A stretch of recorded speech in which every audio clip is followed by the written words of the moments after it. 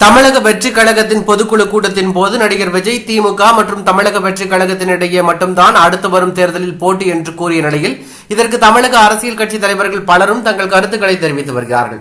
அந்த வகையில் விடுதலை சிறுத்தைகள் கட்சியின் தலைவர் திருமாவளவன் அந்த கட்சி சார்பில் நடைபெற்ற ஒரு பொது நிகழ்ச்சியின் போது இது பற்றி பேசியுள்ளார். இதுகுறித்து அவர் பேசும்போது 2026 ஆண்டு தேர்தலில் திமுக மற்றும் தமிழக வெற்றி கழகம் இடையே மட்டும்தான் போட்டி என்று விஜய் கூறியுள்ளார்.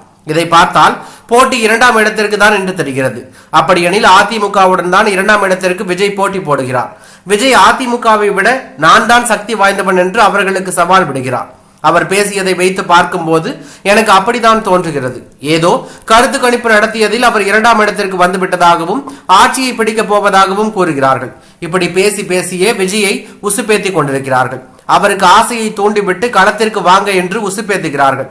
விசிக திமுக கூட்டணியில் இருக்கிறது என்று கூறுகிறார்கள். மேலும் அது உண்மையாக இருந்தாலும் மதசார்பற்ற முற்போக்கு கூட்டணியில் நாங்கள் இருக்கிறோம் என்பதை மறந்துவிடக் கூடாது என்றார்.